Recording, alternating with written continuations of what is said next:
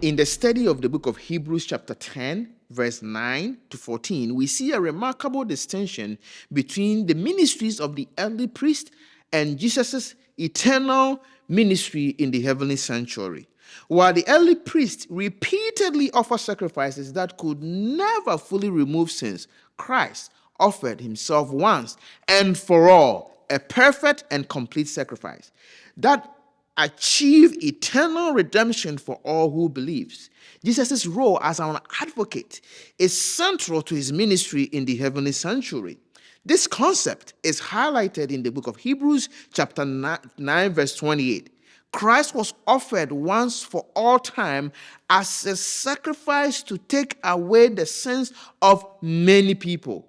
He will come again, not to bear our sins, but to bring salvation to all who are eagerly waiting for him. His sacrifice was complete, definitive, dealing fully with sin. As our advocate, Jesus stands in the heavenly sanctuary, in the most holy place. This is significant because under the old covenant, the high priest entered the most holy place once a year to make atonement for the sins of Israel. In contrast, Jesus, our high priest, entered once and for all, not with the blood of animals, but with his own blood, achieving eternal redemption. So 1 John chapter 2, verse 1 reinforces stating, if anyone does sin, we have advocate with the Father, Jesus Christ the righteous. In the judgment, Jesus does not merely defend us. He presents his own sacrifice, the atonement for our sins. This is a reflective of the sanctuary services where the high priest mediates between God and the people. However, unlike the early sanctuary where the priest's work never complete, Jesus' mediatorial work as our advocate is based on a completed sacrifice on the cross. This advocacy in the heavenly sanctuary is a critical aspect of our faith journey, as Hebrews chapter 6 verse 19 to 20 invite us to follow Jesus by faith into the inner sanctuary. There, the forerunner is for us entered, offering us hope as the anchor for the soul, steadfast and sure.